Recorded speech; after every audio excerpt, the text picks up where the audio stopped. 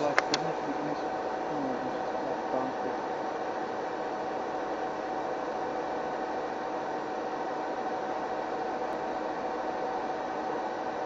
Come behind the tree. Knows our game.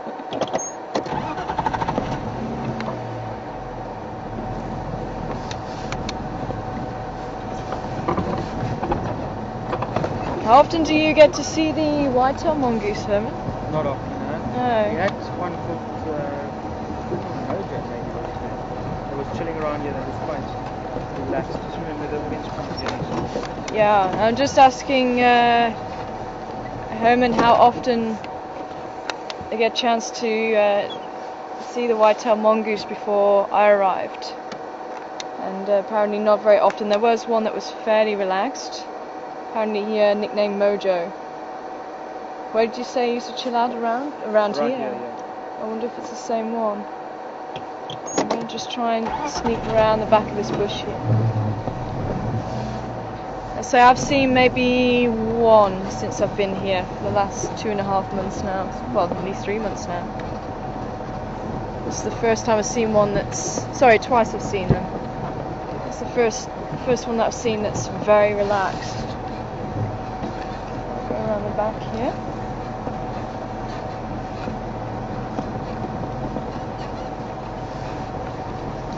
Okay, thank you very much, Elaine. You're saying that also that there was a white-tailed mongoose around here, though she was very relaxed, and I think you guys nicknamed him Mongo.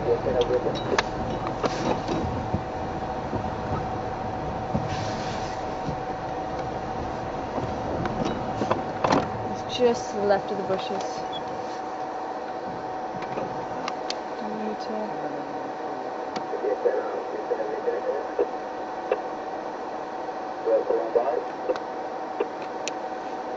Do I need to?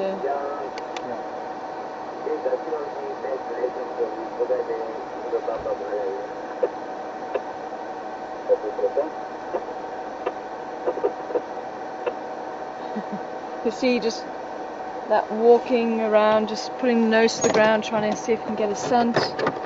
And as I say, it's not a sort of a direct line away from us. It's sort of changing direction the whole time, so trying to get the scent of something.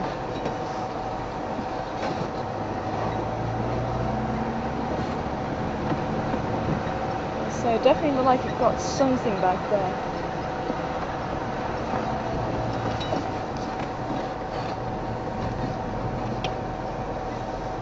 One last go. So I don't want to chase it off, I want to keep it relaxed. So.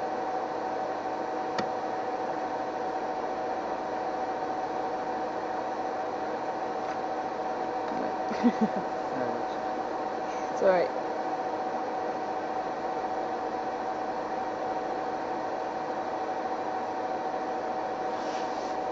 And strictly nocturnal, you won't really find these guys out during the day.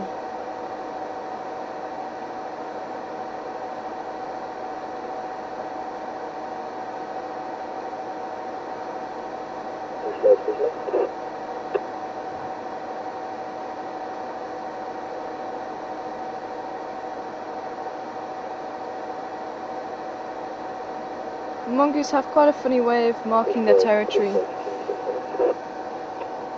And they'll do a handstand up against the branch or the trunk of a tree, and they'll wipe the anal gland as far up as they can, and the one that is the most dominant manages to mark the scent the highest.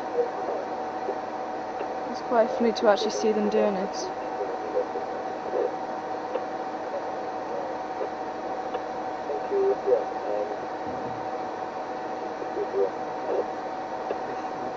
Yeah. Sure. I think we're going to leave him to it. I don't want to say scare him off. Hopefully next time we'll be able to see him. Maybe he'll stick around a little bit longer.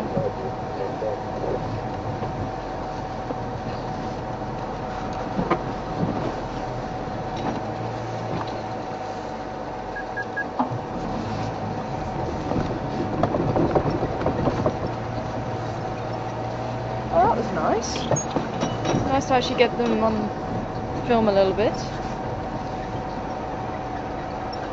So if we bump into it a bit further down, let's see if we're lucky enough. It's not too bothered. I just want to see, while we're waiting to go and see Karula, I'm just going to do a quick lap around here. And as I say, folks, this is live from Djuma Game Reserve in South Africa. So we don't know what's going to happen. We don't know what we're going to find, but there are plenty of nocturnal animals to definitely look for this time of day. We've been seeing several around here, and we did bump into one of the hyenas earlier on, walking down this road towards us. It's a little bit further down, carried on down that way, so I wonder if it's caught the smell of the kill that Karula's just made. Whether any other hyenas have caught the smell yet. It'll be quite interesting to find that one out. But as soon as there is an opening, I'll certainly try and get us there. Quite interesting to see if she's actually putting it up in a tree or not. But for those of you who are just sort of wondering how it all works out here, we also do game drives in the same area as other vehicles. And obviously there's the lodges around, and guests will be going out on game drives, just like you guys are doing with us. So they take you out around the bush, find the animals, and talk about them, talk about the bush as well, and try and give you an experience from the African bush. And at the moment there's 3 vehicles in the sighting, and generally try and keep animals relaxed. We only allow 3 vehicles with the very popular animals, like the big 5 animals. And it does work, it does keep the animals a lot more relaxed than if you try and cram too many vehicles around the animal, and it just gets a little bit too difficult for the animal to really understand what's going on and really be relaxed around the vehicle. So if you have too many moving, or just too many in one go, it can be very unsettling for them, so they rather run away and you don't get a chance to see them. So that's why we have a 3-station rule, or a 3-vehicle rule, and that's generally the case in most of the game reserves, where you have a guide that drives you. Obviously in areas where you drive yourselves, you can't really police that, so if the animal doesn't want to stay, it moves off. But then you don't tend to get people being able to off-road after them. So if the animal really doesn't want to stick around, it'll just move into the bush and it's out the way.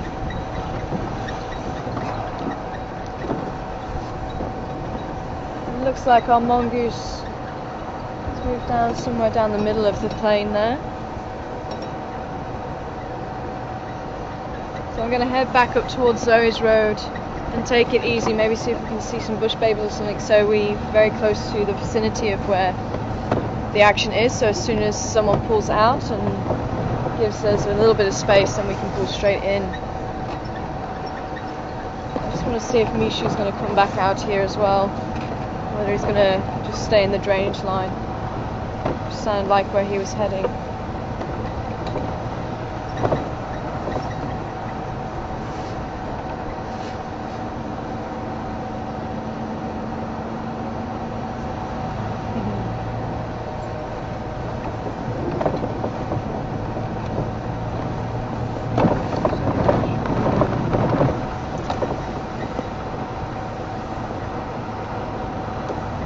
Thank you, Mark. Mark was just giving me the best option for going down to the area where the kill has been made by Karula. Sounds like it was an impala that she caught.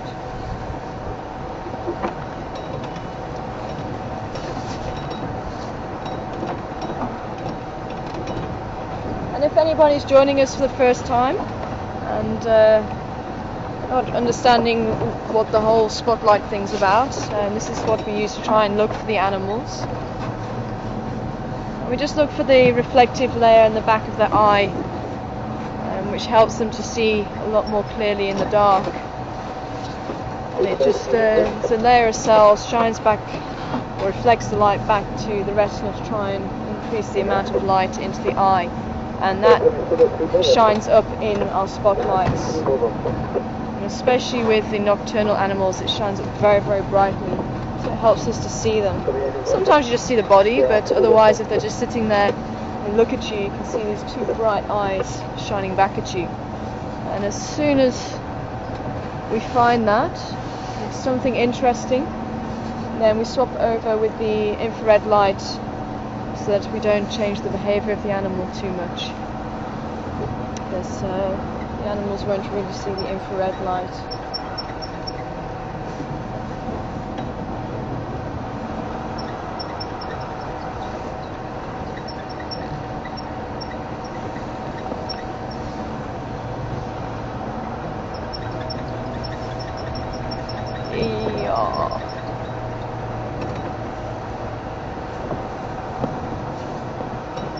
It doesn't look like there's any sign of Mishu popping his head out.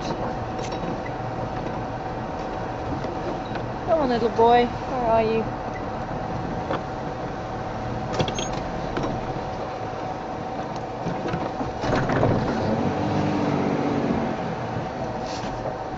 I saw an eye there. No, I think it's a bush baby actually.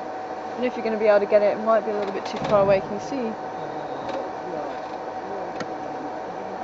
Yeah. Let's see if we can. With bush babies, they're tiny, tiny little creatures. Little primate. Oh, it is, and he's jumping. Yeah, he's just jumped. Tiny, tiny little creatures. Oh, I wonder if you might be able to get it on the dead tree at the back.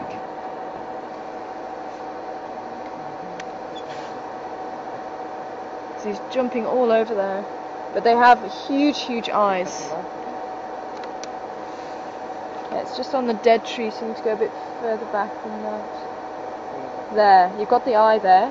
You guys can actually see the eye, that's the infrared light reflecting off the eye.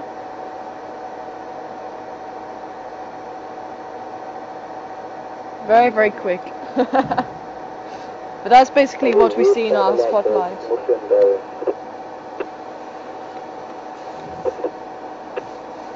Say,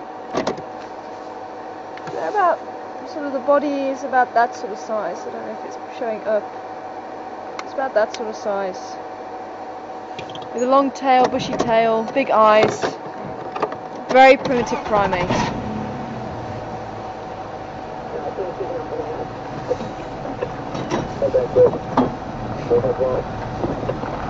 Cool. Okay, so it sounds like someone's making space. See if we can get there.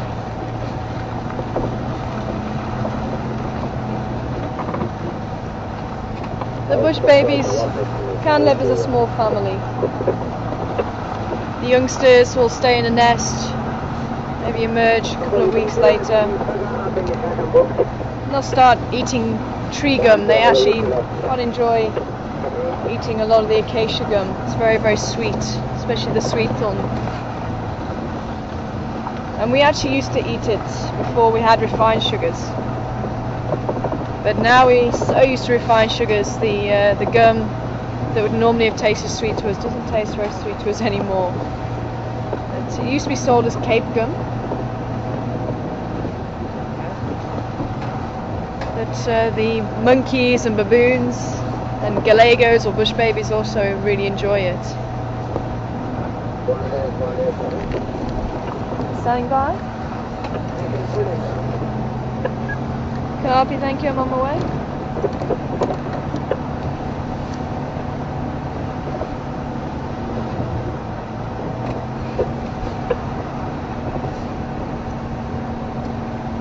There's already quite a big different distance between Karula and Mishu. So I don't know if he's going to make his way over to her kill or whether she'll go and fetch him like she has been doing.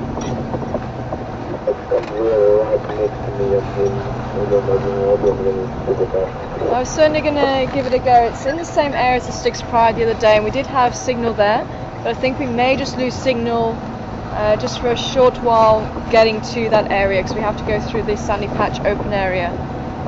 So we'll suddenly see how we do with that. But I'm hoping that we'll get signal where we're going to. But unfortunately, either way, to try and get to that area, we will lose you. So I'm just hoping it's not too long.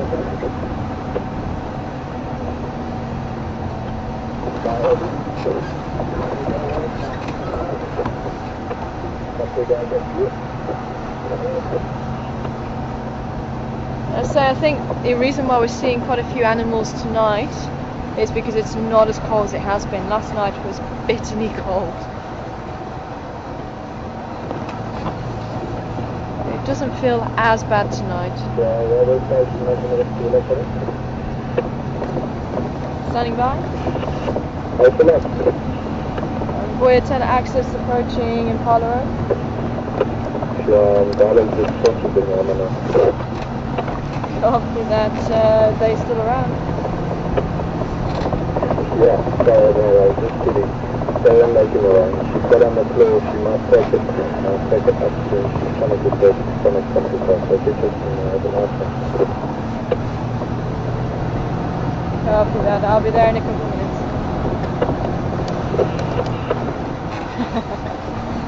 They're trying to pull our leg, saying that the lion's just shown up and taken the kill from Karula. So then he just turned around and said no, he's actually joking.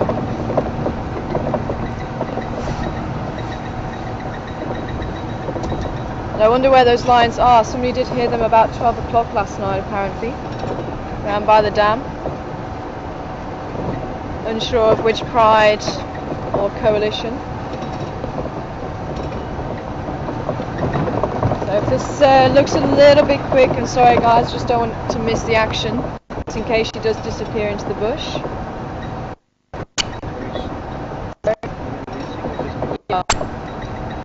So we probably are going to be losing signal in a couple of seconds. With us, hopefully we'll see you on the other side.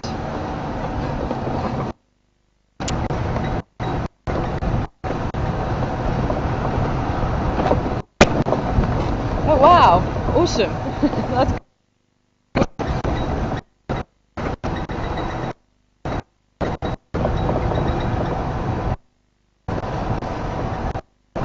isn't it? Yeah.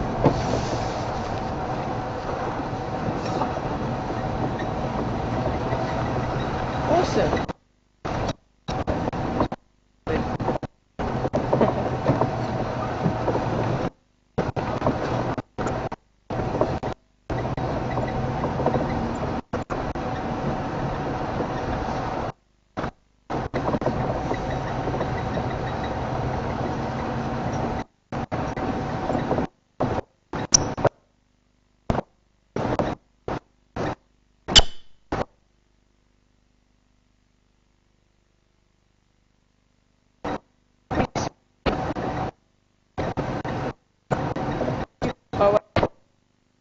The other morning with the Styx Pride.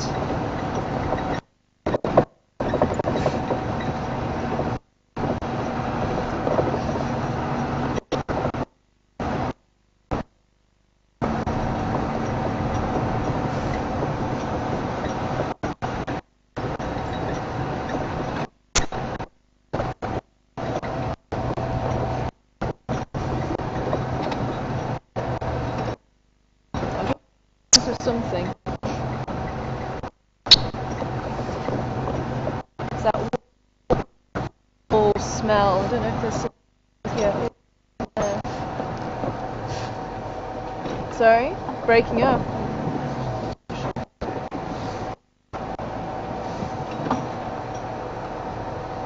I just saw some.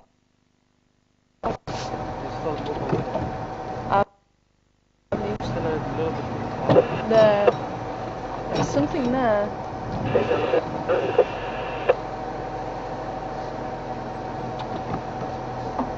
Gone again. Okay, I wonder if it's a hyena. Some eyes, but I've just lost them again. So I'll keep going.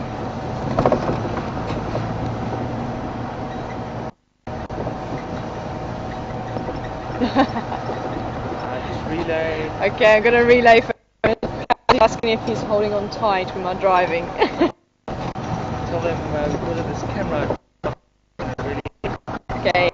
sitting enjoying the drive. Maybe so he's sitting back and enjoying it. It's actually looking later for that. But it actually is true, we're not actually driving too fast. It just looks it on the camera.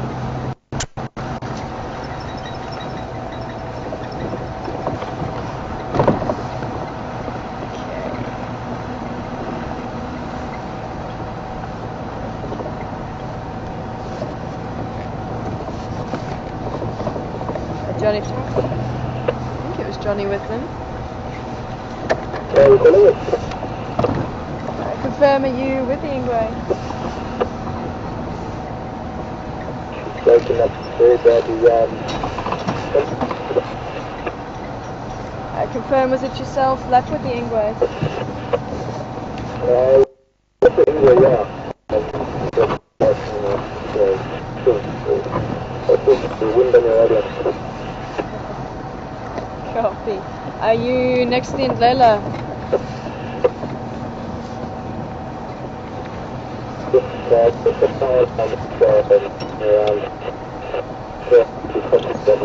But carry on looking away. She's still a mile on the ground, but she's just looking up at a place to put it down. And I think 2 minutes to Copy. I'm at the power lines now. Are you south of that? Got it. Thank you. There we go.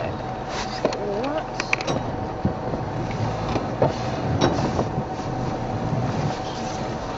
Apparently she's looking for somewhere to actually put the kill into a tree, so I want to try and get in there before she does. It'll be quite interesting to see if she does put the kill into a tree and how she does it. I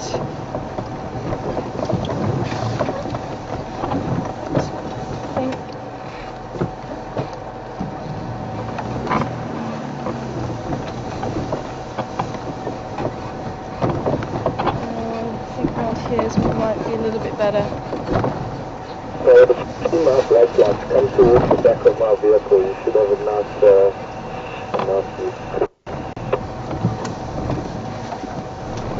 Okay, so a little sapling, but this one should bend back.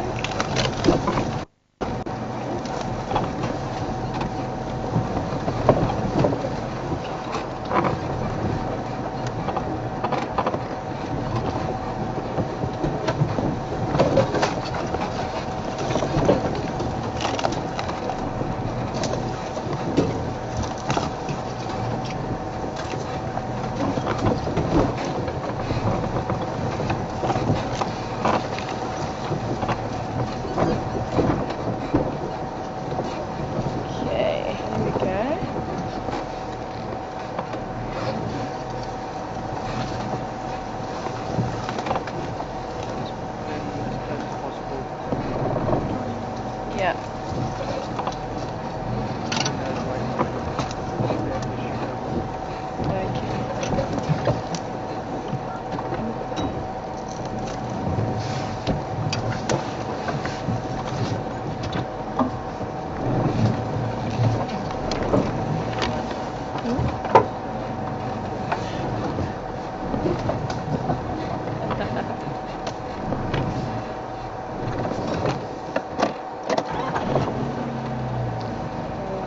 Like that, or in? Yeah, you can switch off. Switch off the Go forward or not?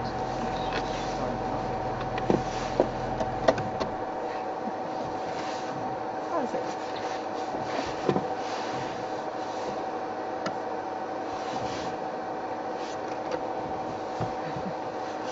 Cute.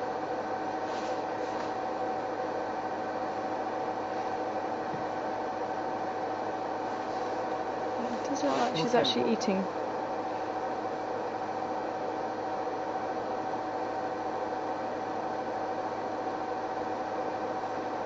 We're just in between the 2 vehicles at the moment.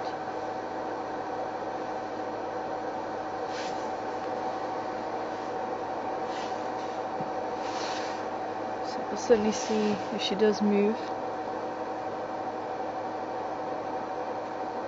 But apparently this is Karula, our resident female leopard. We haven't seen her for too many days now, probably for about a week or so I think. We missed seeing her by a few seconds the other day.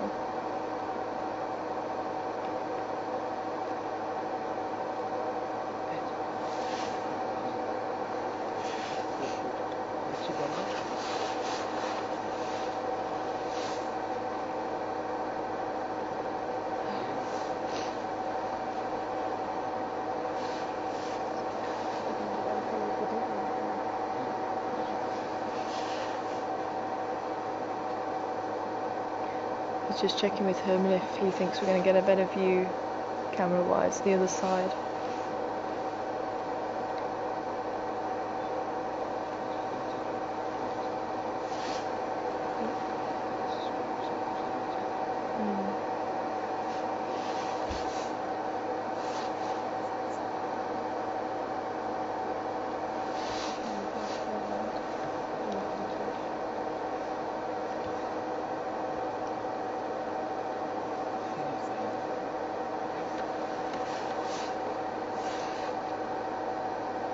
She certainly seems to be a little bit agitated by something. So we keep checking in the back. I wonder if the hyenas are going to come in.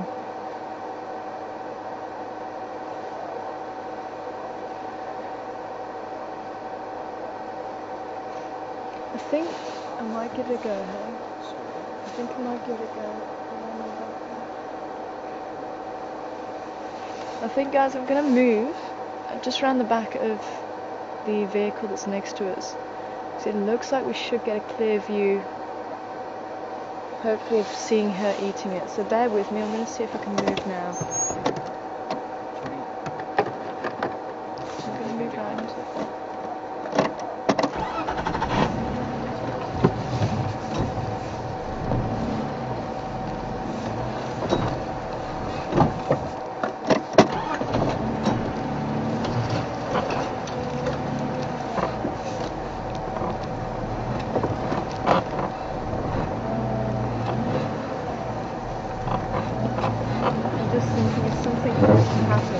Okay, how's that?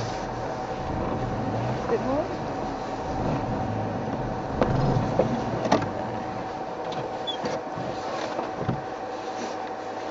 Okay, I think this is a better view of her.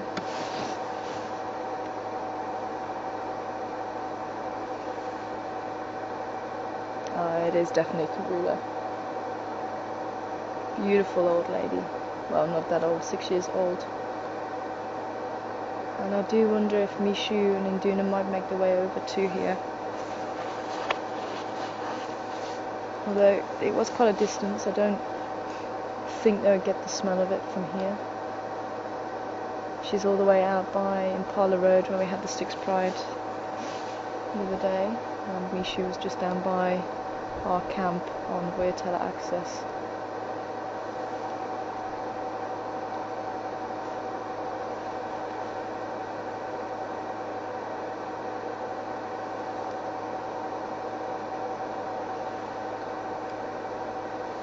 So I just heard a hyena.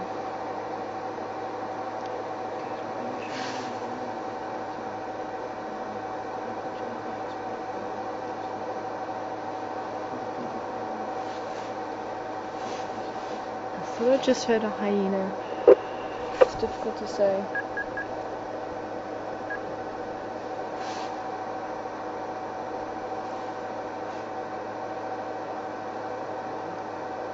Okay, if you're just wondering what's happening, obviously we've got 2 other vehicles in the sighting with us, and obviously they don't have the infrared light that we do, so they still have their spotlight. So the light that you're seeing on Karula at the moment is their spotlight. So obviously all the guests can see what's going on as well. Now, most of the animals here would be very used to the light.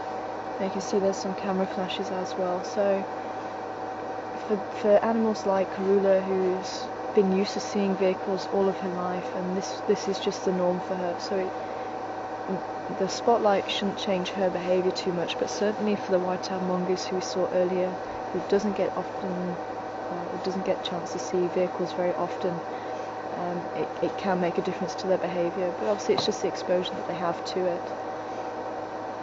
And obviously, just like you or I, you wouldn't want the spotlight shining into your face, so that does upset them slightly sometimes. So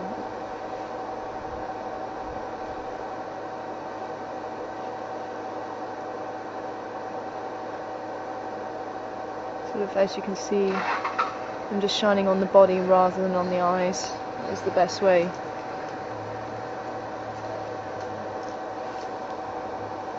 Once you've found the animal, obviously we find the animals by using the shining back, as I said earlier, but then once we've seen them, we drop the spotlight to the body.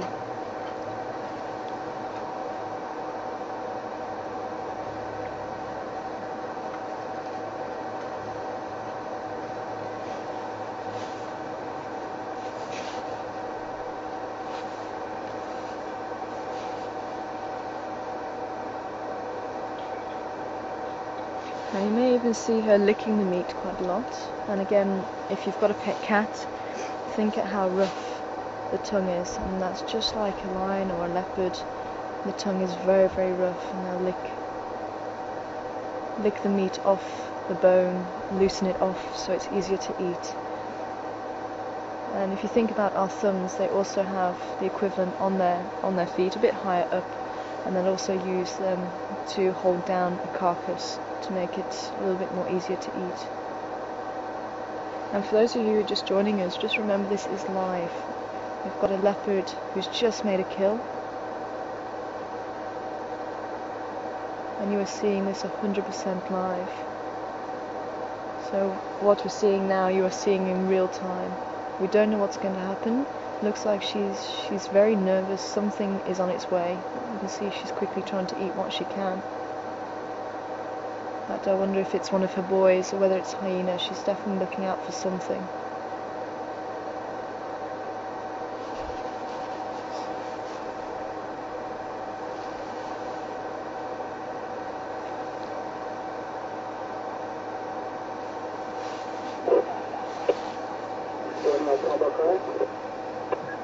And if anybody has any questions, feel free to send them through to Kaz and Final Control. So you need to just send them through to Final Control at safari.tv. And this evening I have Herman with me on camera, and my name is Tara, for those of you who don't know me.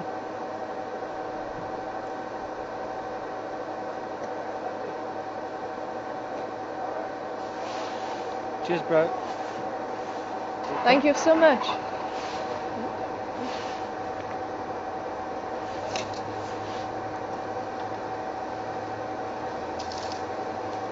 Now we just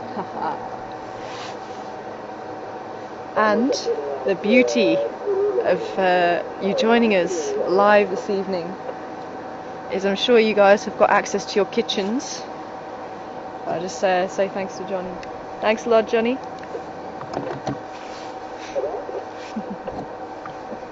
Thanks a lot.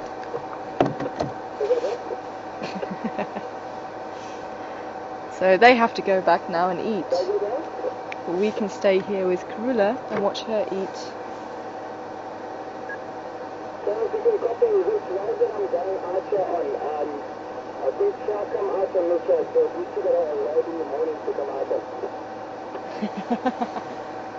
Copy that.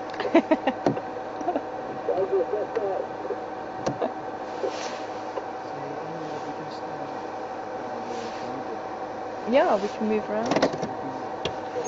Okay, we're just going to move and just see if we can get a better angle now that the other vehicles have moved.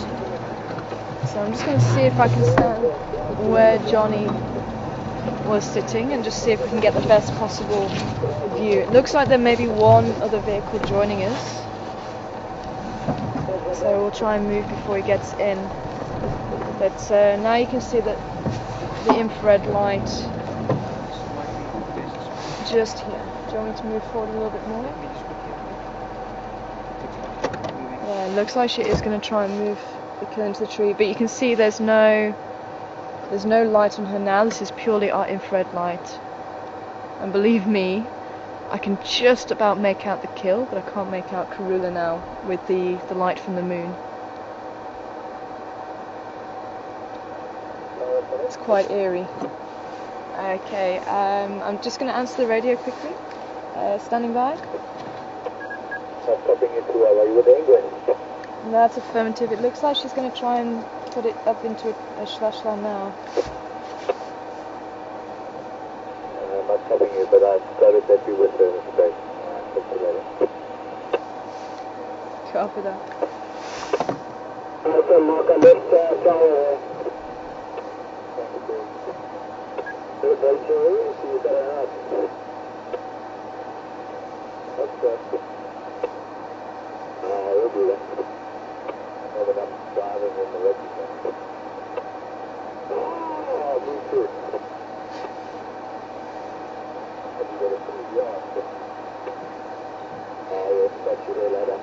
Okay, I thought there was a vehicle wanting to join us. Not too sure what was being asked of me. So, I think we can go ahead.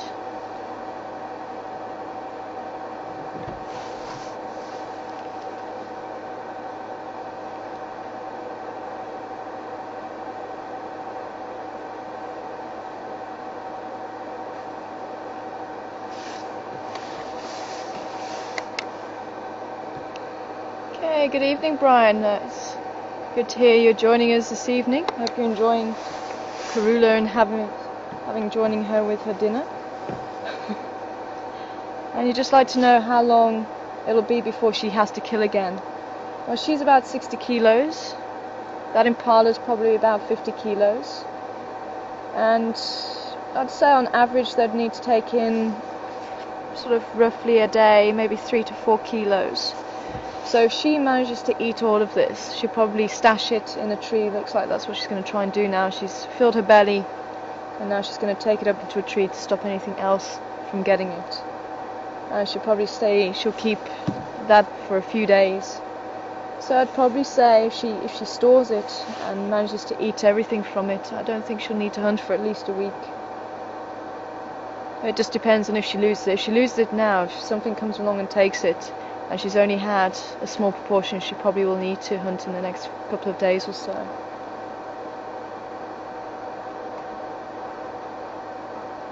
But again, it really does depend on how much they've been able to eat, how much they've had before, if this is her first good meal for a while. As I say, if she's going to lose it or not.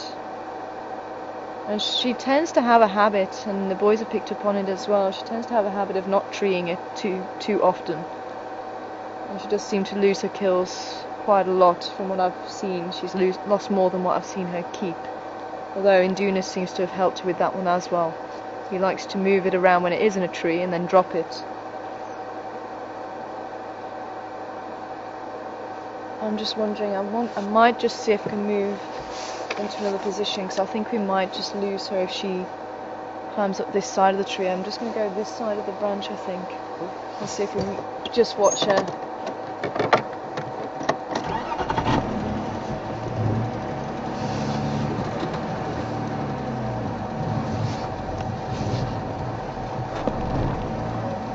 Just want to try and keep the best angle as we can. Where are you going with that, lady? Which side are you going to go?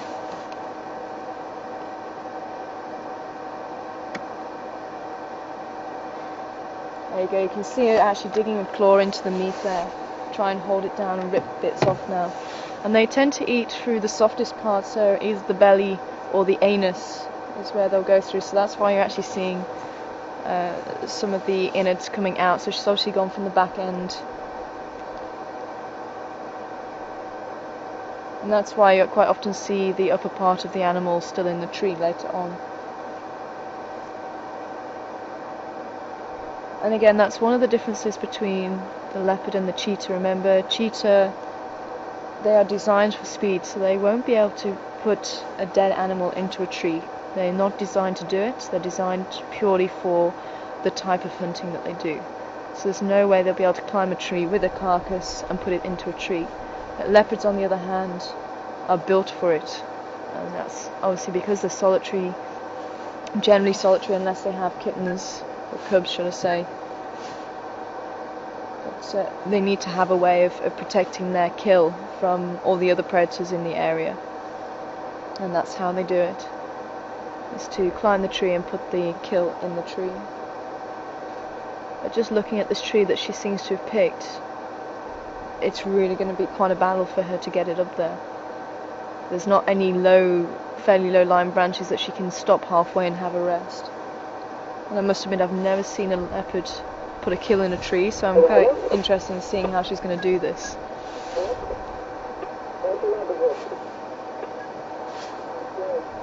Have you ever seen it, Herman? Yeah, Herman's saying he's seen it a few times.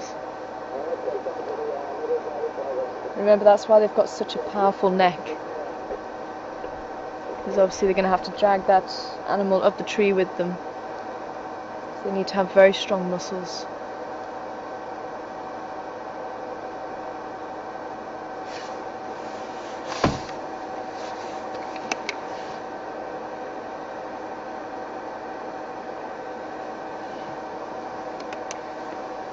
I'm just having a look around every so often with the spotlight, just in case there is something moving around there.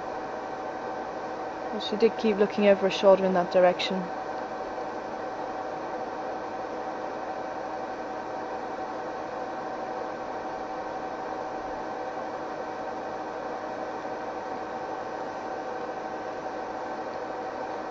It's very strange sitting here. We're probably 12-15 meters away from her, and we cannot see anything. We've got full moon, but she's in the shadows. It's quite surreal. And she was looking straight at us just then. I'm directly opposite her at the moment, with obviously no door. It really is incredible.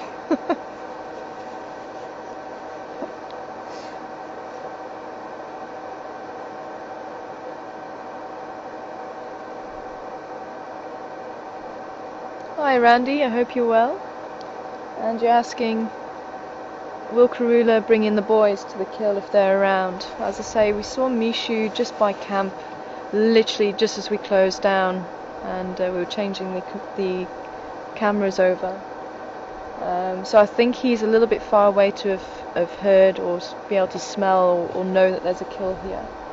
It'd be quite interesting to see. Obviously she's having her fill at the moment. She's obviously quite hungry. Maybe this has been the first decent meal she's had in a few days. Remember, they don't have to eat every day. But she certainly looks like she's having a fill, but it'll be quite interesting if she does put it in the tree, whether she'll go and find the boys. Because they are getting to that age where they should really be making it on their own now. But she seems to be quite a good mother in that she does seem to go back and bring them to a kill. So it will very much be interesting to see what's going to happen with that.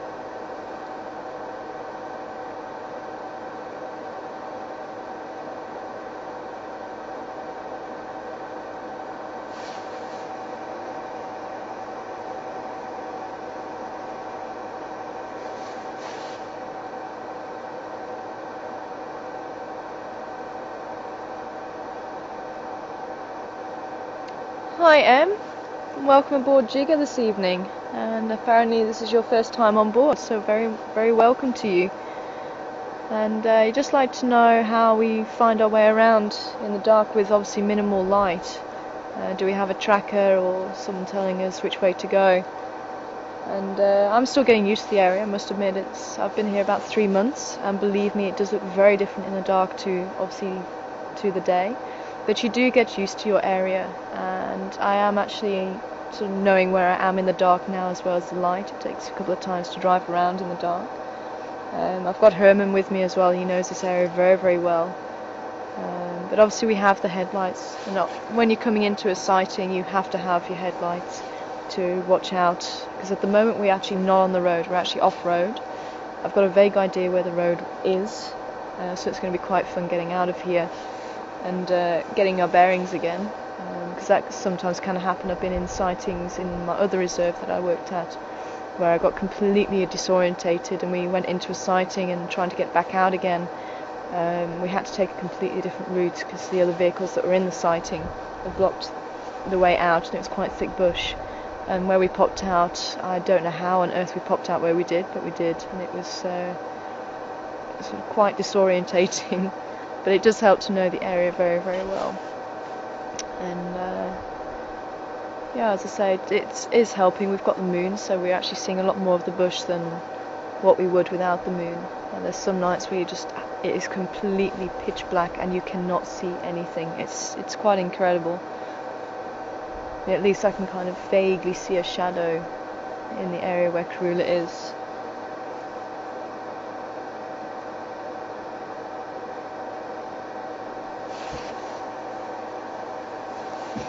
But I hope you're enjoying the kill. And Karula, as I say, we don't get a chance to actually spend time with an animal that's eating. So this is very, very special. And obviously having it all to ourselves now, we don't have any other vehicles, so I don't have to whisper to the microphone, which is nice.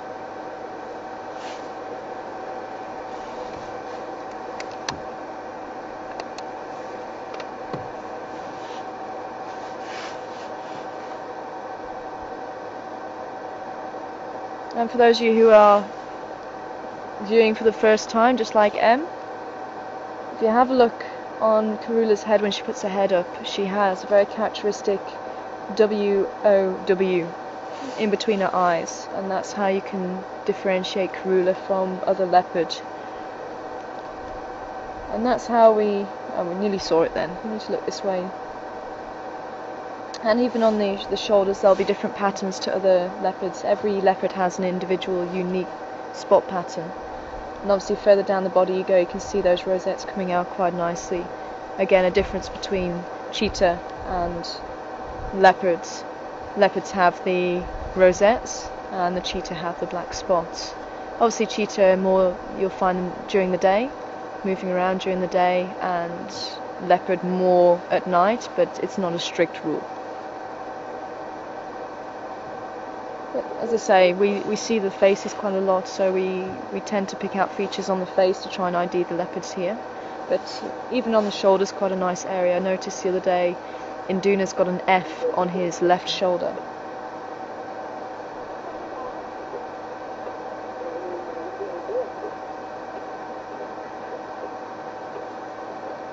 See, she's still recovering from eating and also from the kill.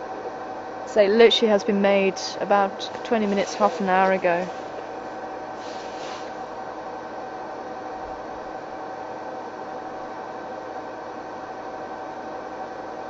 And she certainly seems to be working out how to get it into this tree. I swear, I don't know how she's going to get it in here. It's a good, what would you say, Herman, a good...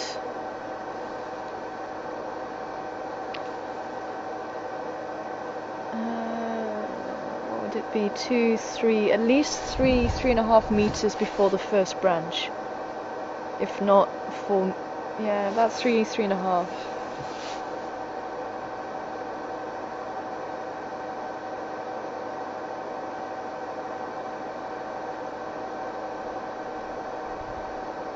I think if I were you, I'd pick a different tree.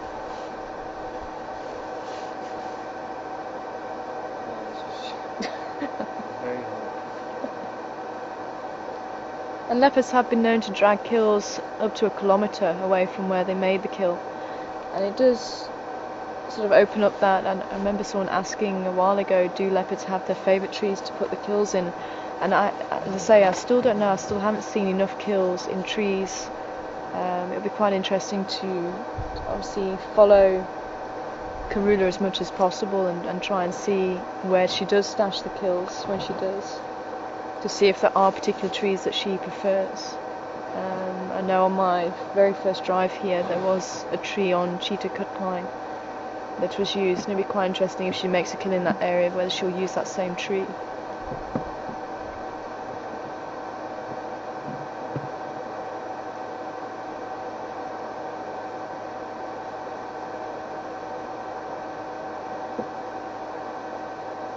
I'm actually really excited to see if she's going to do this. She keeps looking over her shoulder. I just want to have a quick look again.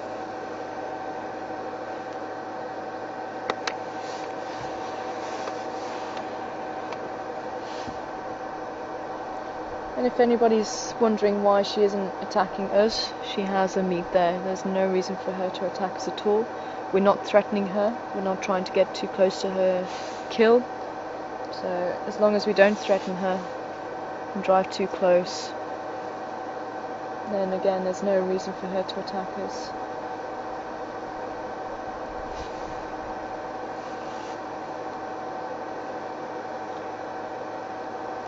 So if she does try it, I think I'm going to move the vehicle so straight through this a couple of trees just to the right of me. So I'm going to try and move the vehicle, but I don't want to do it just yet, just in case she decides not to.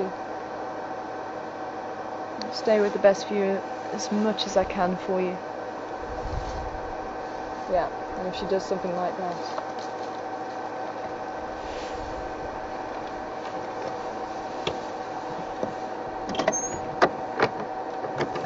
See if I can move. I'm just going to use the spotlight just to try and see where she is actually going with it.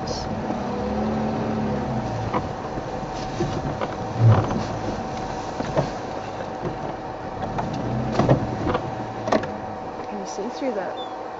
She's just here. She's looking very awkward.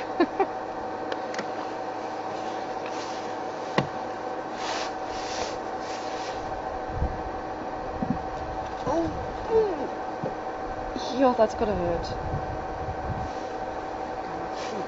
Yeah, she fell.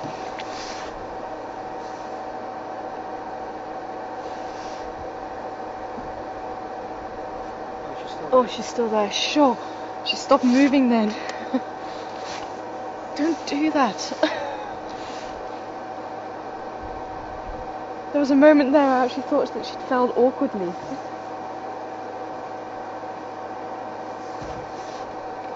Oh, shame. I think she's winded herself. I'm not surprised.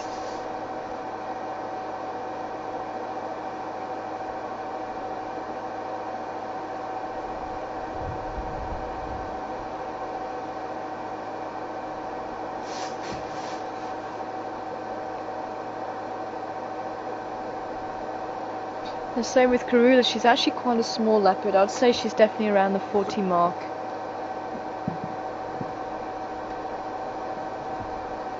Maybe even say that Impala could be around the 50 mark. Look like a young male.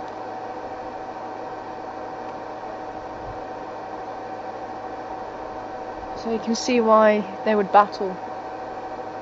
And can you imagine pulling something more than your own weight up a tree with just your teeth?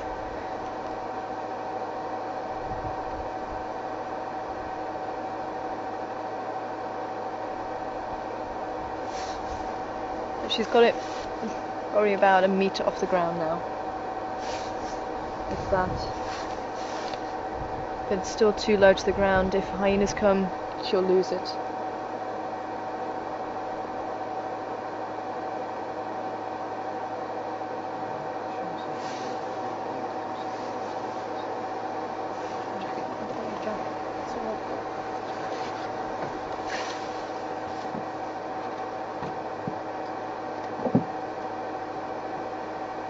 Well, she seems to be alright.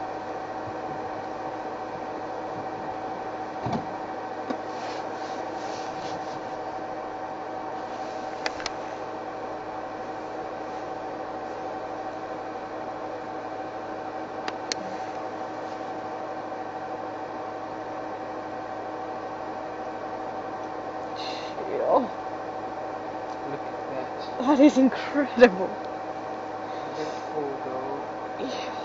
Oh.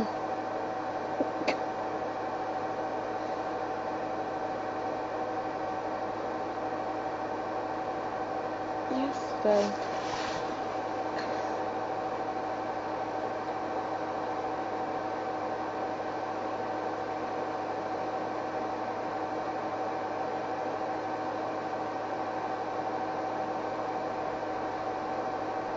Sure.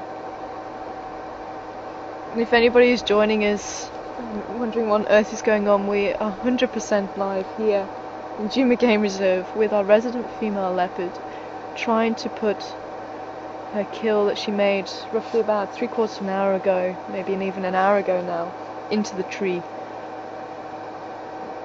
And it is incredible actually watching this. This is my first time ever seeing a leopard do this.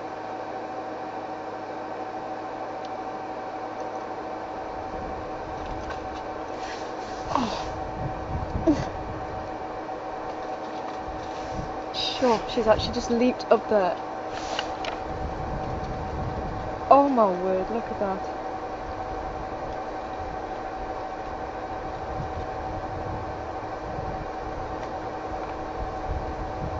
I do not believe it. Sure, well done, lady. I'm just going to see if I can move back a little bit for you.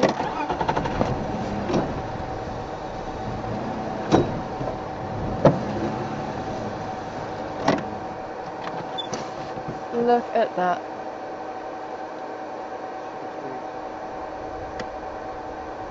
Yeah, she definitely looks tired now. I cannot believe that.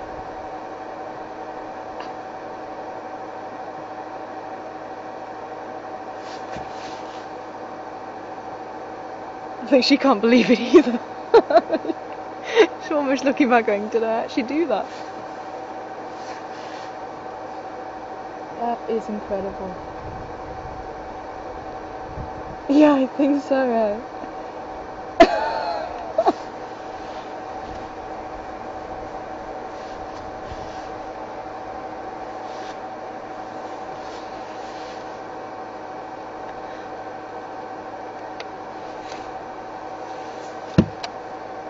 Okay, Karoo, you really need to move that head now.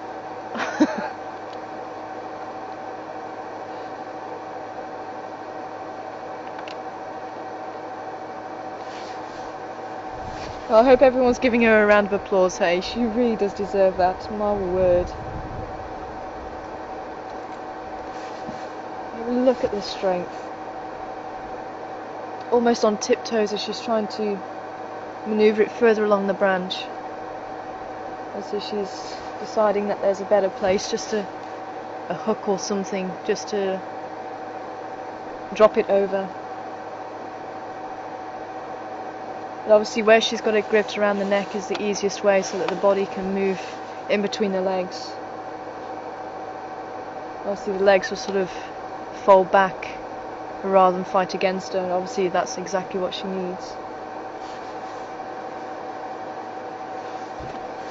This really is incredible, folks. This is the first time I've ever seen this.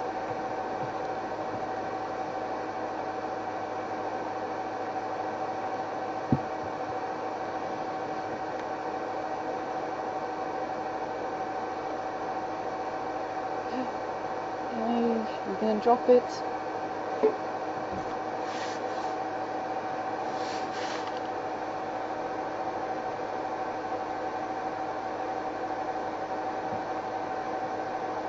No, she's making sure she finds a very secure spot, so even if Induna comes along, he can't make it fall. Induna being one of her sons, Mishu being the other. And they were born in November, when would it be, 2008.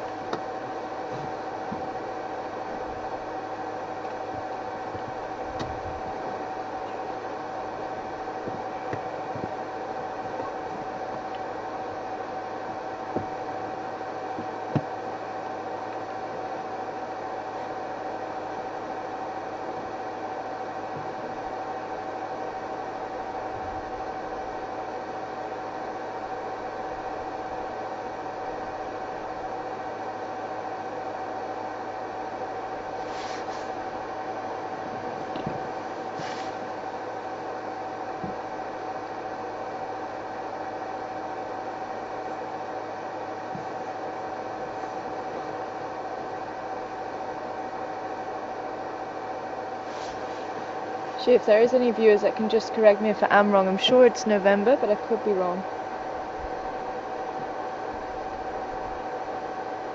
be September. Can you remember?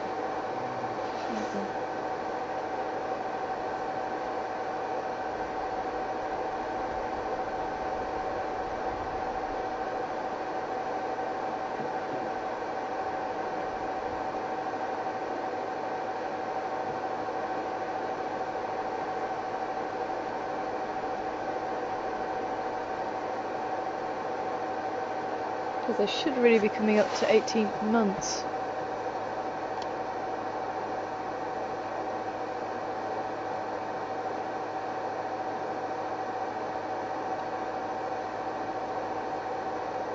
Which would make it September.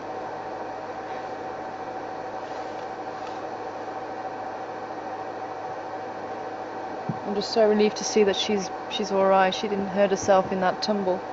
I'm sure she'll have a few bruises though. And just to remind everybody, my name is Tara, and I have Herman on camera with me this evening, and Kaz in final control. So if there are any questions or any comments, send them through to finalcontrol@safari.tv. And so I'd appreciate if there is any viewers watching who can remember when Misha and Induna were born. I might get their birthdays mixed up with another leopard at the moment.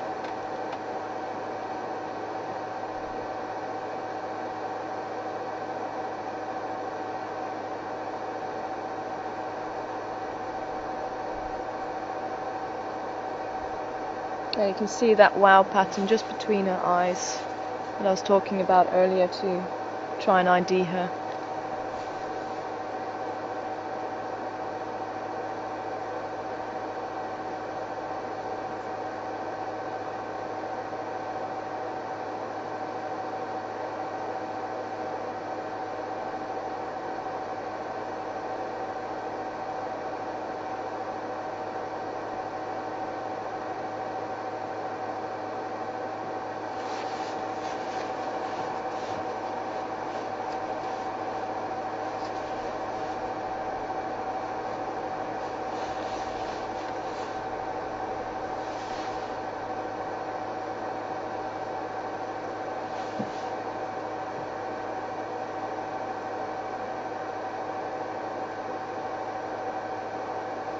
Okay, this is coming from Deborah.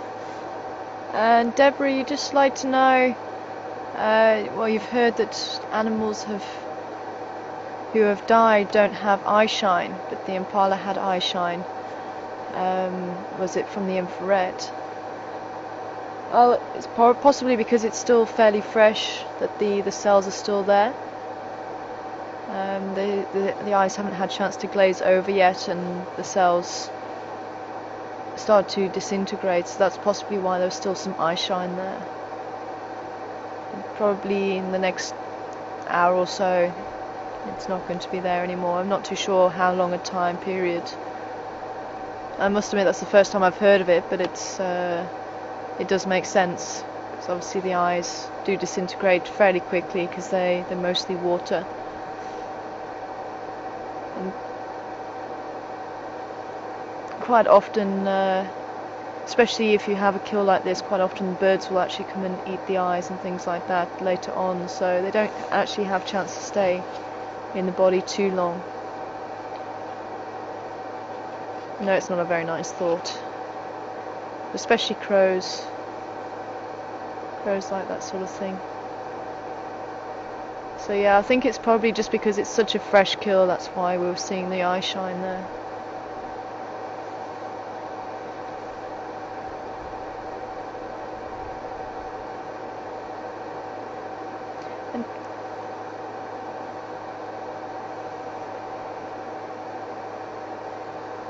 Hey, thank you very much, Em. And you're just asking, does she mark the tree so she knows where she put the kill? There's no need to really. She'll know every inch of this territory of hers. We think she has about 1,000 hectares. She basically has the same areas as we traverse, maybe a little bit more. But she will know every tree, and as I say, she'll stay with this kill now, so she won't have to go away from it. So it's not as if she's stashing it for a rainy day. She'll stay with the kill, eat from it, and then when she's had a fill, then she'll move on. It could be that she may bring the boys back, her two sons, Mishun and Duna. As I say, they are coming up for about 17, 18 months old now, so they are coming up for that period where they should be leaving her and going off and finding their own territory. But she has been taking them 2 kills, although we haven't really seen them much together fairly recently.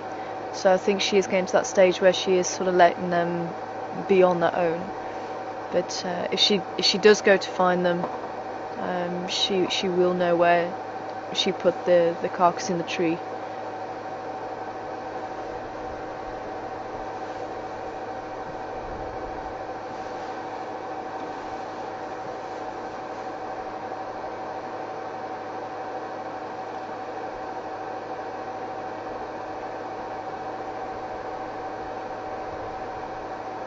Cool. Cool. I'd missed who it was. Lynn.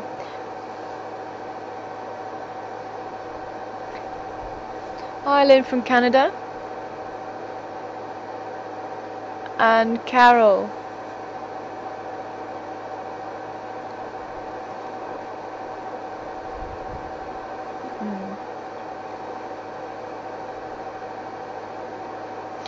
Okay, thank you very much, Lynn from Canada and Carol, and welcome aboard, ladies, this evening. I hope you're enjoying seeing Karula with her kill.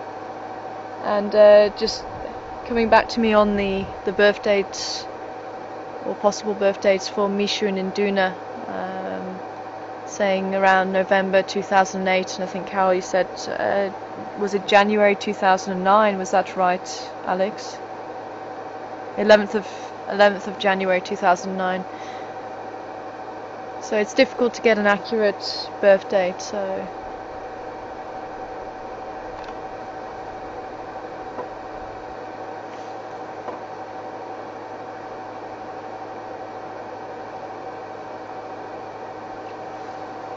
okay, welcome aboard, Joe.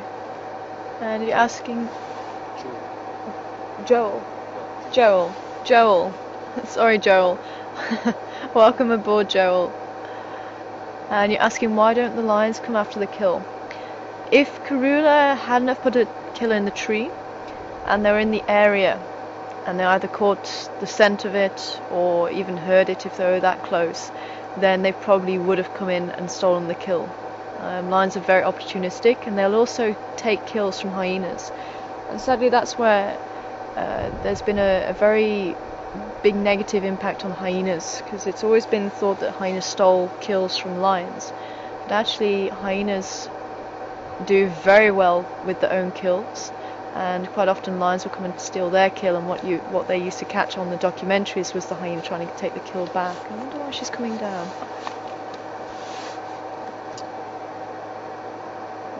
But that's obviously why she is.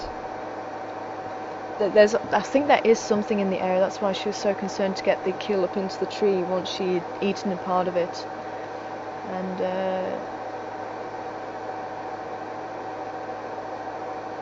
And that's why she does put it into the tree, because lions won't really go into a tree to get a kill.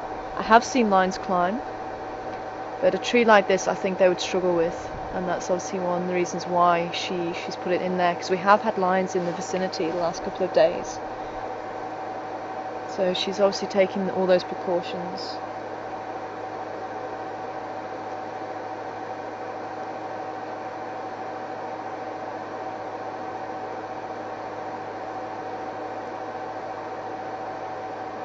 Ah, okay. Thank you very much, Carol. You're saying that the first sighting of the cubs was the 11th of January 2009. So yeah, so I thought it was around November time.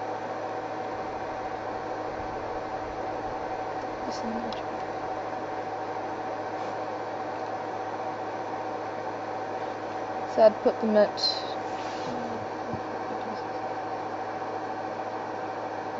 so it would put them around 17 months. That's right.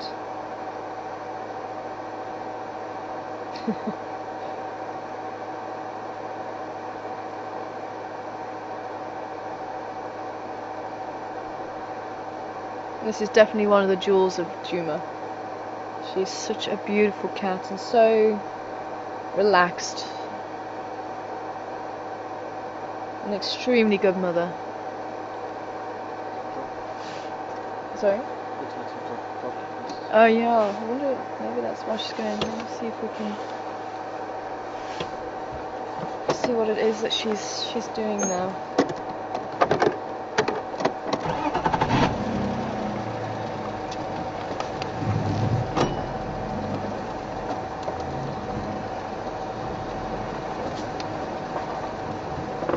Okay, someone's asking what type of tree she's got the kill in. I'm just trying to have a look. It's very bare, but I can't actually tell from the leaves. It doesn't look like a Maruda tree to me.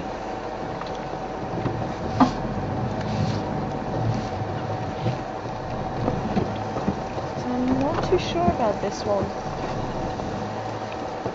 It looks like she's actually grooming herself. Is that?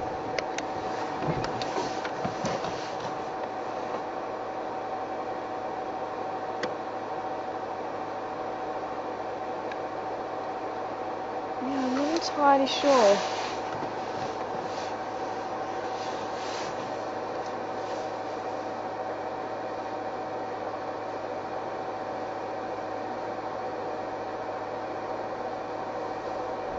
I wonder if she banged her leg in that fall.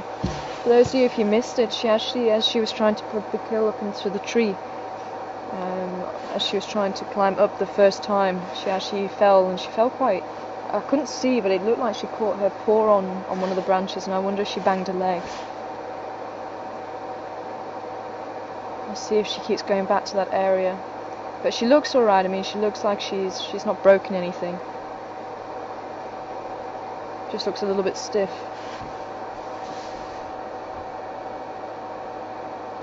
I must admit, I had my heart in my mouth at one stage. I thought she had done some serious damage because she looked like she'd almost stopped moving,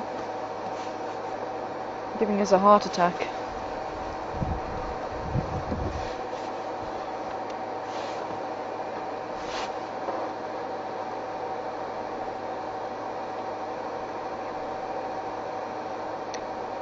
Sorry, who was the second person?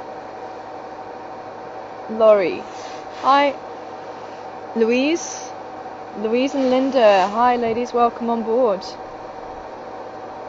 And you're just asking how high did she take the kill up in the end? I was just trying to work it out as she was coming down actually. I think it's probably a good 3.5-4 meters up there now. What would you say? Yeah, and Herman's also agreeing. So it was about 4 meters above our heads. I say the trunk definitely looked about 3 meters before there was any branch there, but obviously she was plotting going up the side that she did.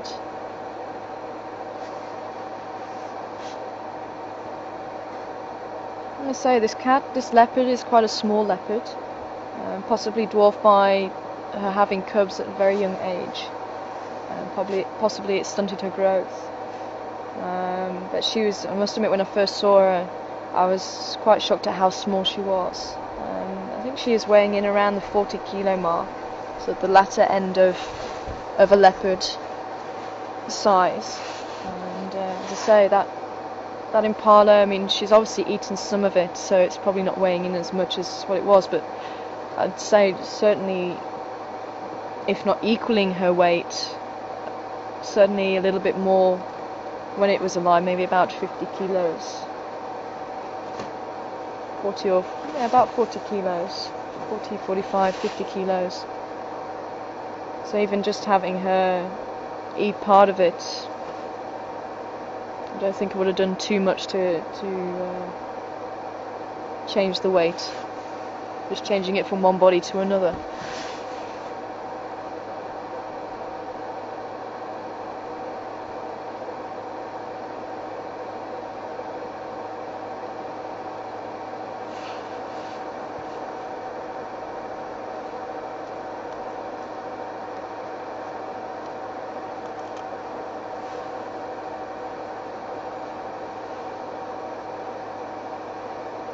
Okay.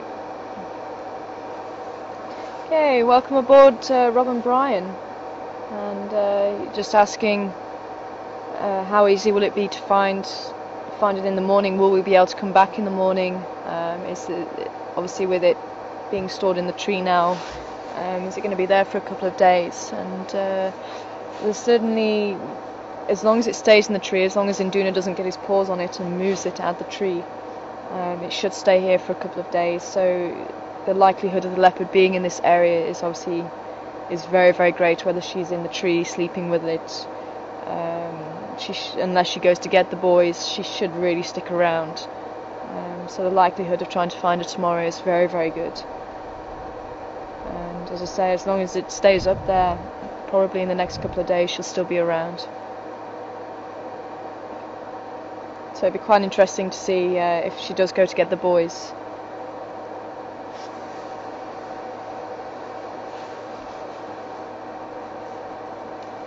And I'm not too sure who's asking, but will there be any lions or hyenas pitching up?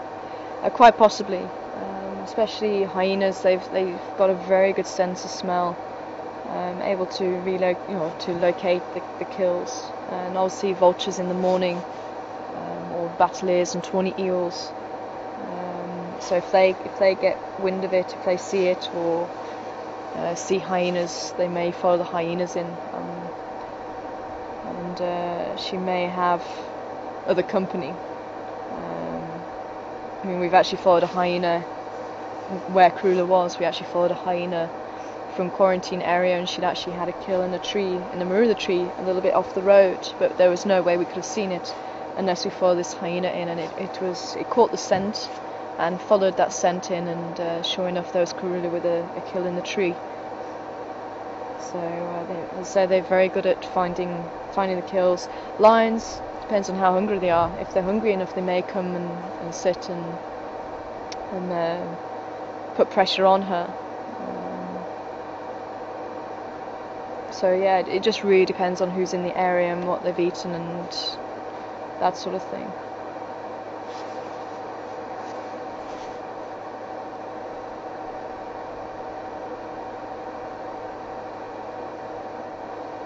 And just like any cat after a meal, giving yourself a good groom.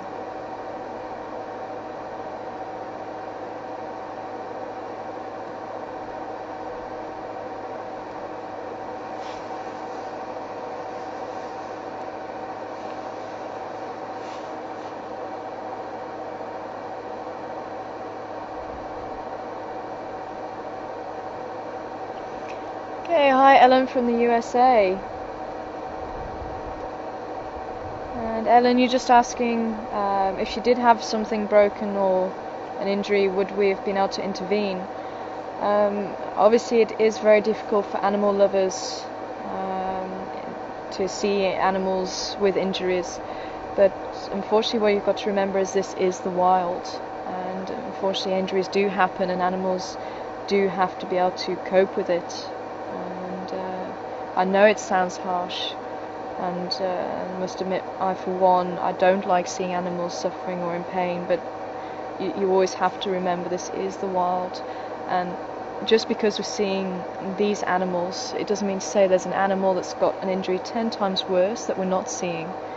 So how can we justify helping one animal and not another? And at the end of the day, that's what survival of the fittest is all about. If they are able to cope with their injury, and believe me, animals are very robust. If they do have an injury, quite often if they're strong enough to survive it, it makes them a stronger animal and allows them to go on to breed. And if that animal is strong enough to breed, then it's passing on strong genes to its offspring. So the likelihood of its offspring surviving something, whether it be a disease or being able to mend a broken leg better or something like that.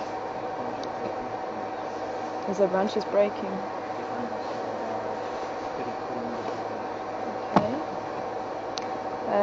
So yeah, as I say, it's a very, very difficult one, and one I hope I never have to see. Because as I say, it's all fair and well saying it, but obviously when you actually see it, it's the different story. But as I say, we do have to keep in the back of our minds, this is wild. We're actually privileged to see the animals here. We are just watching them, we're observing them, but it would be very wrong for us to interfere. Because where do you draw the line? Do we interfere at a kill? Do we stop the leopard making that kill because it's injuring the animal? So why is an impala any less important than a leopard? So it's a very, very difficult line. And obviously the argument being the leopard needs to eat. But as I say, if the leopard does have an injury and she's able to live through that injury and survive, and she's a strong cat, it does go on to her offspring. But if the leopard isn't strong enough, then it means that she's not able to pass on her genes to offspring. So, you know, the whole species will change over many millions of years. But that's how the change occurs. If you believe in evolution, I'm not saying everybody does, but as I say, for those that do believe in evolution, that's one of the ways that it happens. And without the changes and the processes, then for me, you wouldn't get as many different species that evolved. But as I say, it's a huge debate, and it's one that I think people will never ever agree on. But as I say, hopefully I may have just helped to enlighten the other side of things.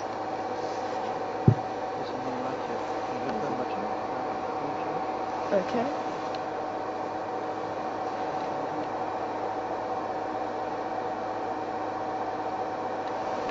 Okay. Oh, we do have. I think we've got something behind us. I think I'm getting it.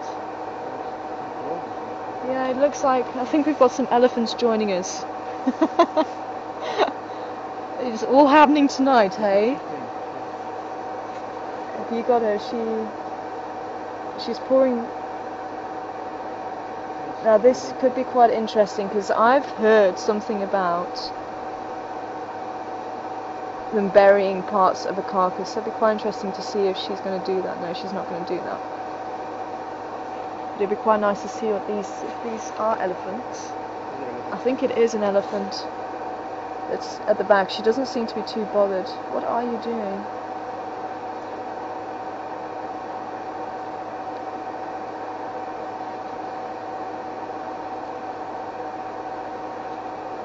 Yes, it is. We've got an elephant behind us.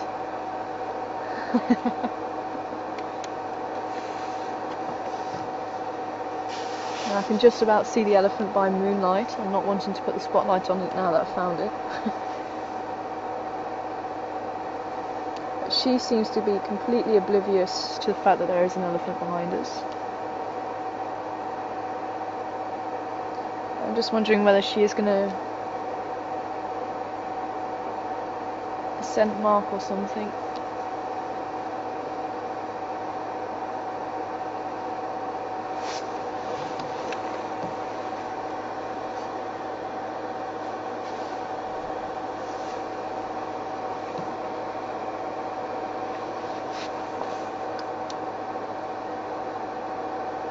This elephant's moving slowly past us. It's probably about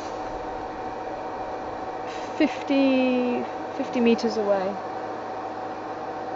Yeah, I think you're probably better off sitting over there. I think she might have just seen them now. And hi Sarsaparilla. Just asking if I called Karula, would she come? Sorry, oh, and Chicky. Sarsaparilla and Chicky. If I called Karula, would she look at us? I don't think she'd know her name. But I mean, I've been talking, so I don't think just me saying Karula, I mean, you can see she's not really bothered looking. So I don't think it would really work, unfortunately.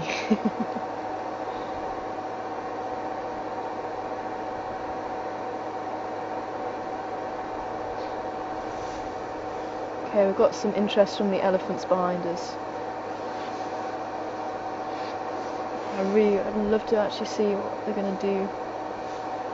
If they get the smell of, I mean, obviously leopard can't do anything to an elephant, but it'll be quite interesting to see if they do recognise it as a predator.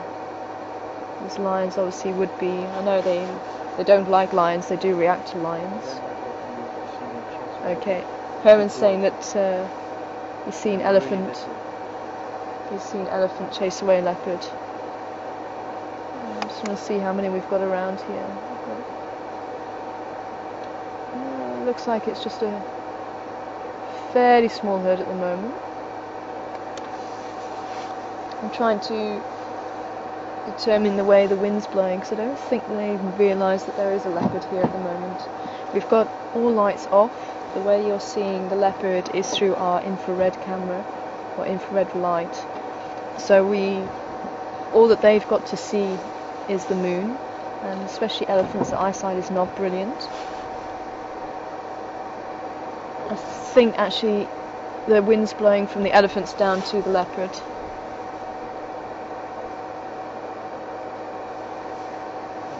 Yeah, we're gonna just turn the camera around to try and show you the elephants.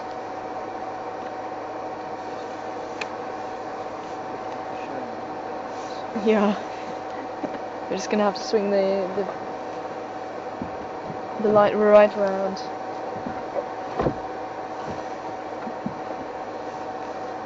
Oh, this really is incredible. Elephants on one side, leopard on the other. And it just goes to show you just cannot predict what's going to happen with this being 100% live. We don't cut anything out, we don't edit anything. This is as live and as real as you can possibly have it without actually being on the vehicle with us.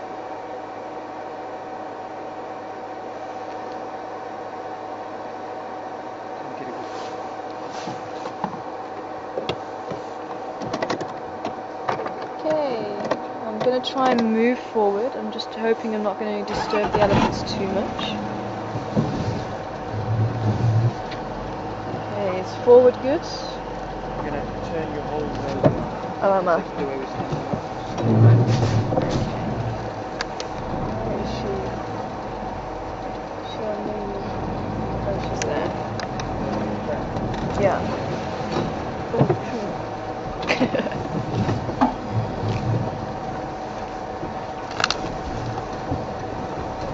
I'm going to just see if I can just turn around completely. I don't think we're going to see them from here. Yeah, it's all bush in the way. Oh, there's one.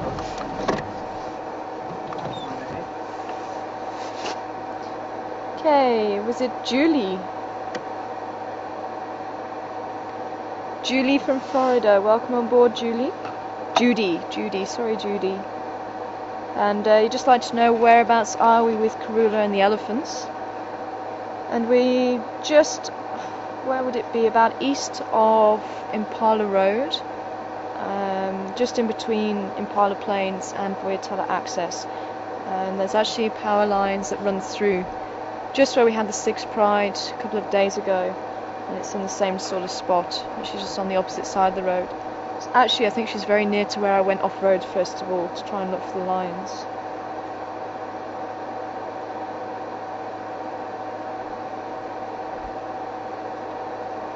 It just goes to show elephants are active during the night too, busy looking for any form of food, and Karula's just sitting there, not too phased, and I don't think they've caught her scent, because especially at the moment the scent's going to be their strongest ally as well as the sound, but obviously leopards aren't going to be making much sound at the moment, so as long as the wind keeps going in the right direction, she's not going to be bothered by these elephants too much. And there's one just to our left there.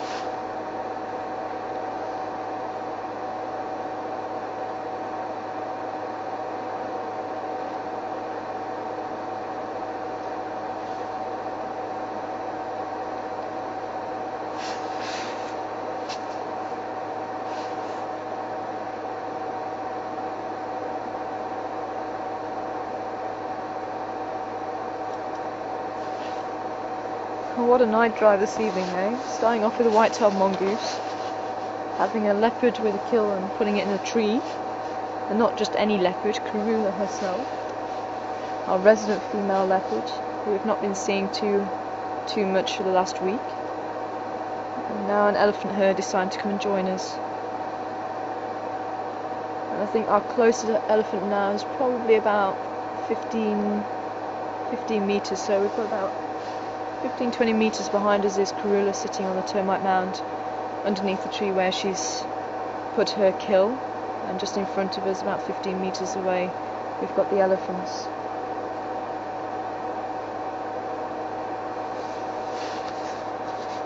And again, elephants are definitely one of the animals I would always try and avoid finding at night, just because they don't like the spotlights. It does upset them quite a lot. But with our infrared light, it doesn't make that much of a difference to their behaviour, so we can actually just observe them, enjoy seeing them and what's going on. I'll say there's actually one, I don't know if you can see her with this camera, but she's just literally just in front of me.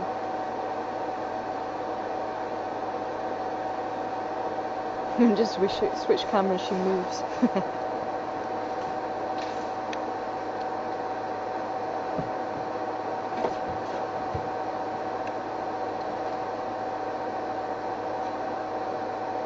For those of you who are joining us for the first time, just wonder what's going on there. We've got the two cameras. We've got a wide angle camera, so you could actually see me on the shot there with Jigger, and we've got the other camera which can zoom in a bit closer with the infrared light.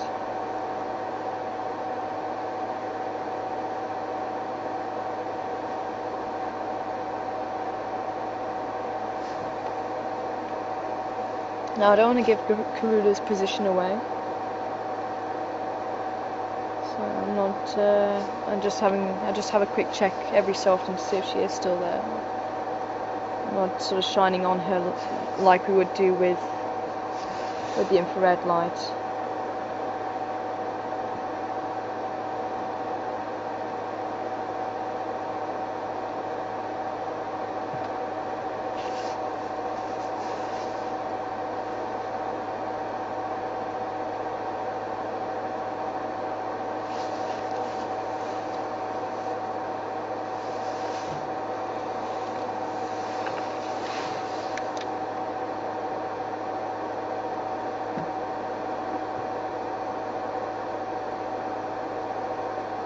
It does look like she has moved.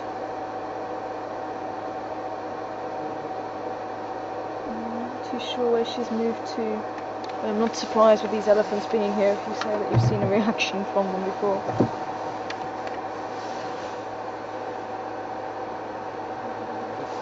Yeah, I think so. Let's go and we'll manoeuvre ourselves. The elephants are moving,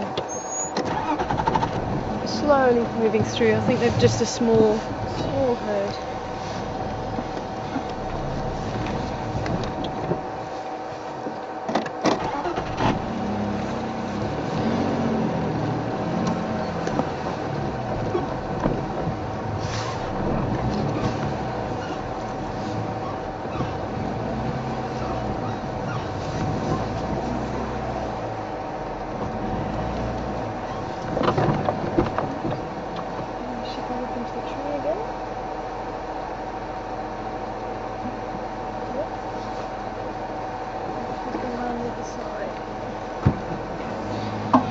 She's made a quick getaway.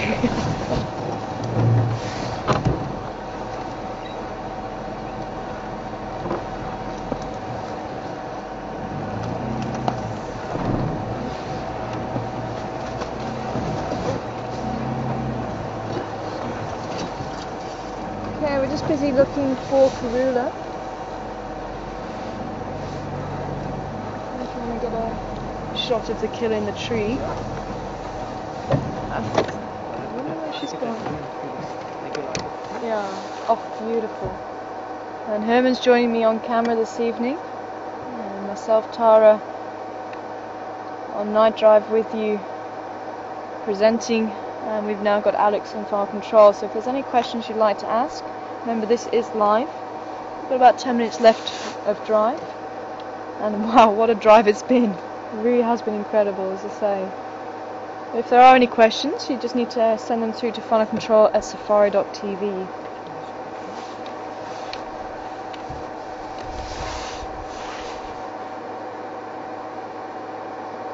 So just to show you where she's placed, you can actually see she's placed the leg over a branch. So that's obviously what she was doing earlier on. She was moving it further over and just making sure that leg was hooked so she didn't lose the kill. It looks like there's a bit of stomach there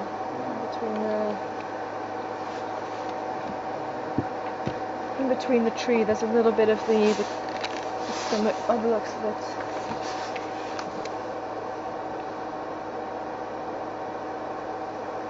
It's sounding like the elephants are moving away now. So I wonder if Karula has gone to get the boys. I think she might well have done.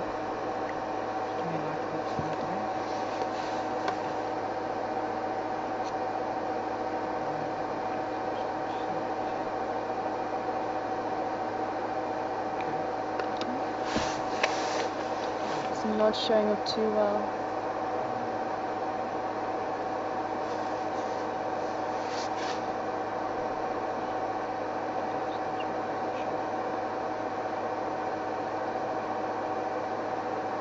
Oh, there it is.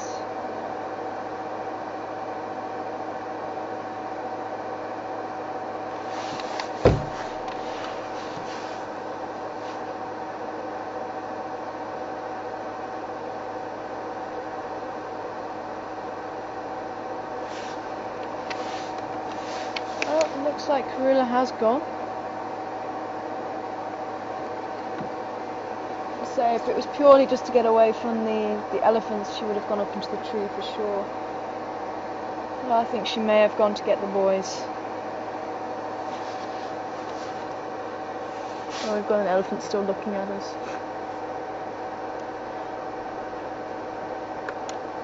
Unfortunately, it's just a little bit too far back in the bush. I don't think we're going to be able to pick it up with the camera. I just caught the eye as I was just turning around looking, seeing if we were still surrounded.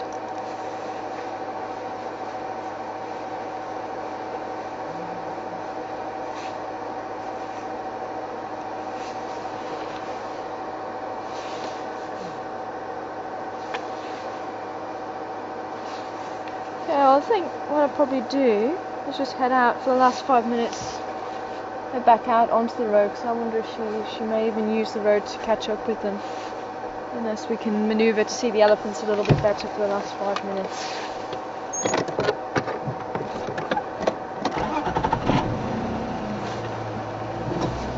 It really is just so beautiful by moonlight this evening. Actually don't need too much of their headlights.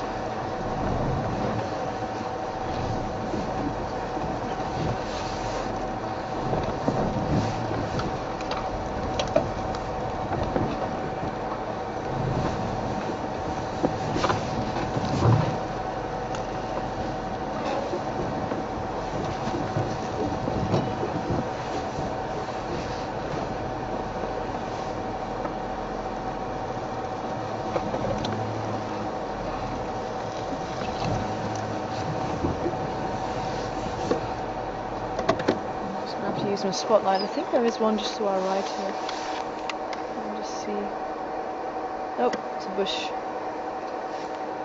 The ghost of the jungle do it again. Yeah, they're just behind there. And they really do move so quietly. The only thing that gave them away was the fact that they broke a branch. And most of their foot is made up of soft tissue. Ah, there. Just through the tree. I thought there was one around here. I'm seeing. There we go, that was a better shot. Just through there. I need to go back, do I?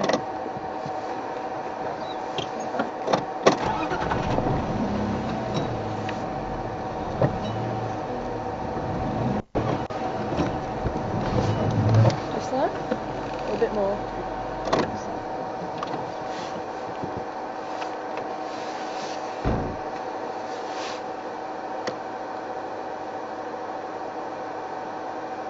And they actually do walk on the tip of the bone in a way. So just like the hoof mammals will do, they're actually known as a near ungulate. Ungulate being a hoofed mammal. So their foot structure, as I say, they walk. Most of their foot is the soft tissue with the bone at the front of the foot, and that's why it moulds around things, so that they walk very, very quietly through the bush. So just if they didn't break branches, you would not know that they're there, and believe me, we've had it where elephants have snuck up on us, we've just not heard them until the last moment. It's very, very apt when you get called the ghost of the bush.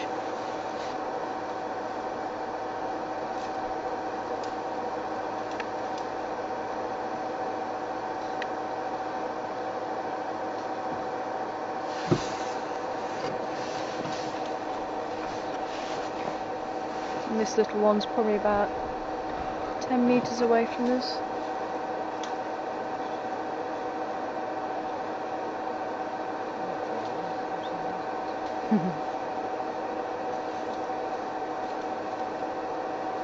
It looks like they're going to move past us.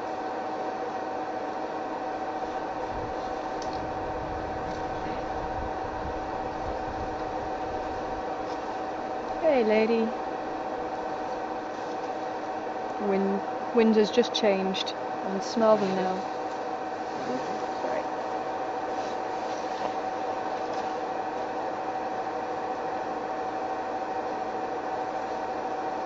And now obviously they will know that we're here. We're talking. So they've heard that we've been here ever since they came out into the open. You can see they're quite happy, just munching away. We're not interrupting their behaviour, they're not interrupting us.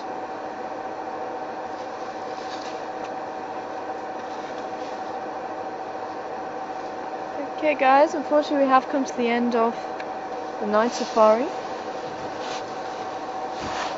And what better way to end than with a herd of elephants surrounding us. So it's going to be quite interesting getting out of this one. As I say, they're so relaxed. And I hope you guys have enjoyed spending time with Crew, and as I say, it's absolutely amazing. My first time seeing, oh, we've got someone wanting to come and say goodbye to you.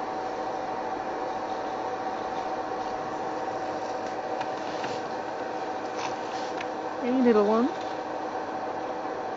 I don't know if we're able just to roll the leader and then come back.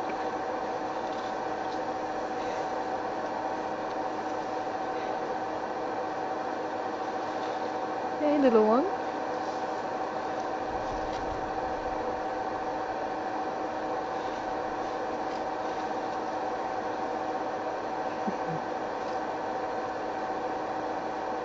You smell funny. Yeah, we can do while we just got the elephants so close to us. So I shall say goodbye and hopefully you guys can join us again.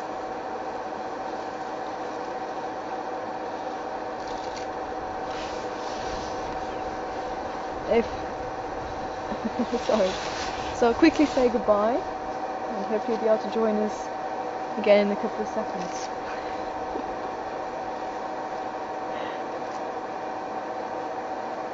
Just for a few more minutes.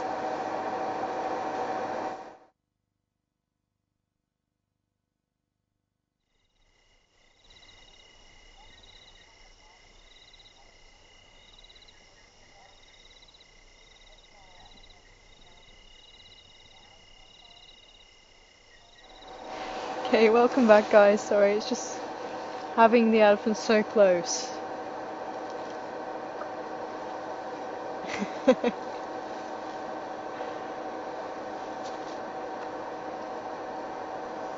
actually thought they were going to just walk straight past us. We've got one probably about 1.5 meters away, maybe 1 meter now. Getting very brave, little one.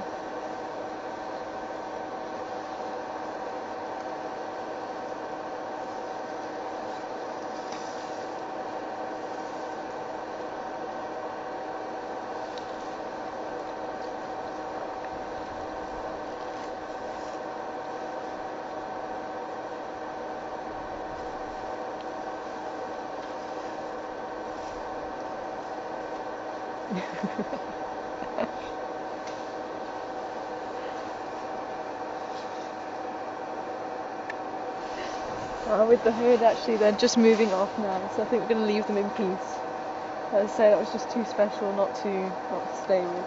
So thank you ever so much, everybody, for joining us, and thank you so much for all the questions and information. And I hope you've enjoyed it as much as I have with the white-tailed mongoose and Karula. Say it really was amazing just seeing her put the kill into the tree. I've never seen that before. It really was just so special, and having this herd of elephants joining us, absolutely beautiful. So thank you ever so much, everybody, and we'll see you again tomorrow morning at 6:30 for our morning safari. Take care and enjoy the rest of your day or night.